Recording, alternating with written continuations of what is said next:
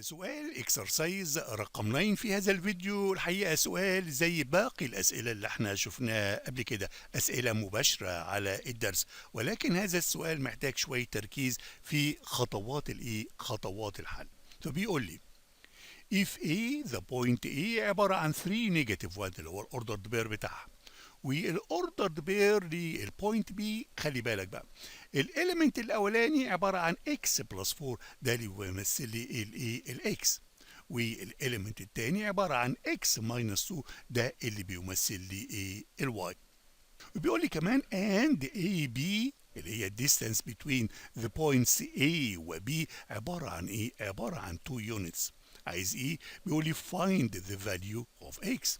طب اكس موجودة فين؟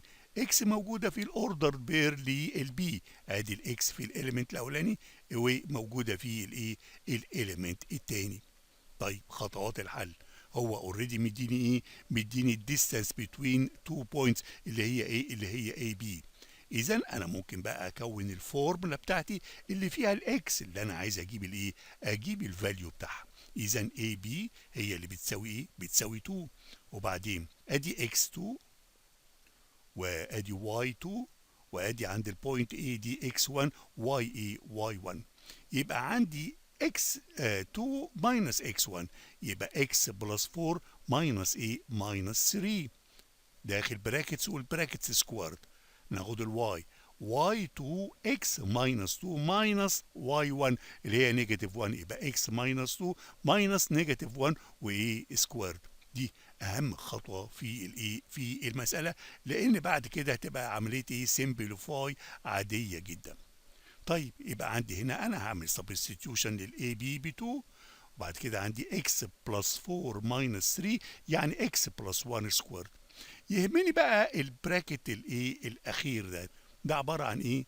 ده عباره عن اكس ماينس 2 ماينس نيجاتيف 1 من اليسار لليمين، هيبقى عندي اكس ماينس ايه؟ ماينس 2 بلس ايه؟ بلس 1، وبالتالي يساوي اكس ماينس ايه؟ اكس ماينس 1 داخل ايه؟ براكتس، والبراكتس ايه؟ سكويرد. كده يبقى احنا ايه؟ ماشيين صح. يبقى الخطوه دي احنا وصلنا للخطوه دي. هعمل ايه بقى؟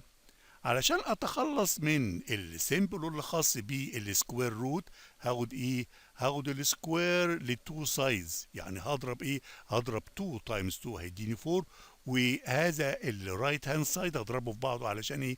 اتخلص من السيمبل اللي خاص بالسكوير روت. اذا ال4 في هذه الخطوه بتساوي x بلس 1 سكويرد بلس x ماينس 1 ايه سكويرد.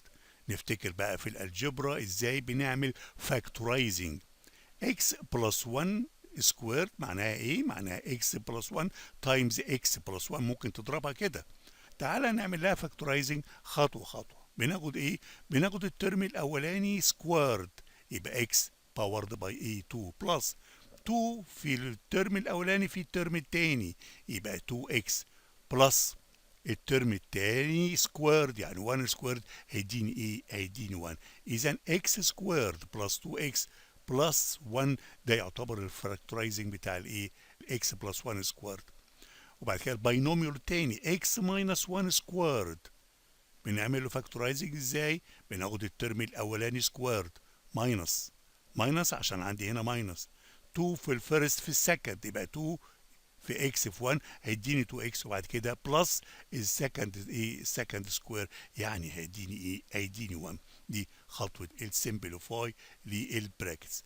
بعد كده بقى نشوف عندي هنا اكس سكويرد واكس سكويرد، يبقى عندي 2 اكس سكويرد، و2 اكس هتروح هنا مع 2 اكس، وعندي 1 و1 يبقى عندي 2. اذا 4 بتساوي 2 اكس سكويرد بلس ايه؟ بلس 2. انا عندي بقى هنا 2 اكس سكويرد عايز اخليها لوحديها، وبعد كده عندي ال2 هنقلها للجانب الاخر بالنيجاتيف، يبقى 4 ماينس ايه؟ 4 ماينس 2. اذا هيبقى دي عندي 2 اكس سكويرد بتساوي 2، اعمل ديفيجن للبوست سايد باي 2، يبقى النتيجه هتبقى اكس سكويرد بتساوي 1، اخد السكوير للبوست سايدز يعني اكس بتساوي كام؟ اكس بتساوي 1. ده اللي هو ايه؟ اللي هو عايزه مني. ده ممكن يطلب مني اكتر من كده، ممكن يطلب ان انا اعمل ريبريزنتيشن للايه؟ الكوردينيت بلين، مش كده؟ طب ازاي هنعمل هذا اللاين اللي هو اي بي على الكوردينيت بلين؟ ايه سهله، بص كده، ايه عباره عن 3 نيجاتيف 1، ادي 3 نيجاتيف 1 اللي بتمثل الايه، اللي تمثل البوينت ايه، البوينت ايه. طب بي بقى هنعمل سبستيوشن للاكس ب 1. اذا كان بي بتساوي x بلس 4 و x ماينس 2، هعمل سبستيوشن بالاكس ب 1، اذا هيبقى 1 بلس 4 يعني 5، والاليمنت الثاني يبقى 1 ماينس 2 يعني نيجاتيف نيجاتيف 1. ده البي. تعال نشوف كده، ادي البي الاكس عباره عن 5 والواي عباره عن عباره عن نيجاتيف نيجاتيف 1. ده لو طلب منك او انت لو حبيت ترسمه عشان تتاكد من الحل بتاعك. تعال نشوف اخر اكسرسايز وهو اكسرسايز رقم 10.